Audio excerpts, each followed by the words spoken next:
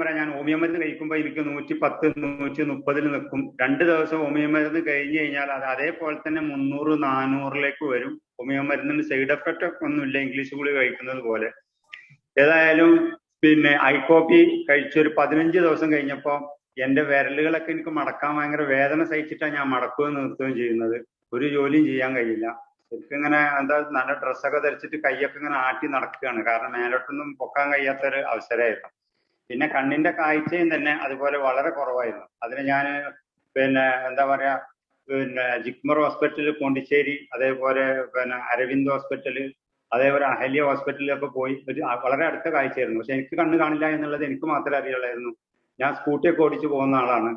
അപ്പൊ സ്കൂട്ടി ഓടിച്ചു പോകുമ്പോൾ ആരോ പറഞ്ഞതുപോലെ എന്റെ മുന്നിൽ വരുന്ന ആളുകൾ എന്തായാലും അവര് മറ്റുള്ളവരുടെ ജീവൻ രക്ഷിക്കുമല്ലോ, ഡ്രൈവർമാര്. അതേമാതിരി എന്നെ അവര് രക്ഷിച്ചോളും എന്നുള്ള ഒരു വിശ്വാസത്തിലായിരുന്നു ഞാൻ ഇപ്പോഴും വണ്ടിയൊക്കെ ഓടിക്കുന്നത്. ഇപ്പൊ ഈ കണ്ണിന്റെ കാഴ്ചയൊക്കെ ഒരുപാട് മാറ്റം വന്നു. എന്റെ വയറൊക്കെ ഒട്ടിച്ചുളിഞ്ഞ വയറായിരുന്നു, പോയ വയറുകളെല്ലാം തിരിച്ചു വന്നു. ഇപ്പൊ എനിക്ക് എന്റെ ഷുഗർ എന്ന് പറയുന്നത് ഇപ്പൊ 94 ആണ്. ഞാൻ 1 മാസം ചില്ലറി അത് കഴിച്ചിട്ടുള്ളൂ. ഞാൻ ആ പ്രൊഡക്റ്റ് ഇപ്പോൾ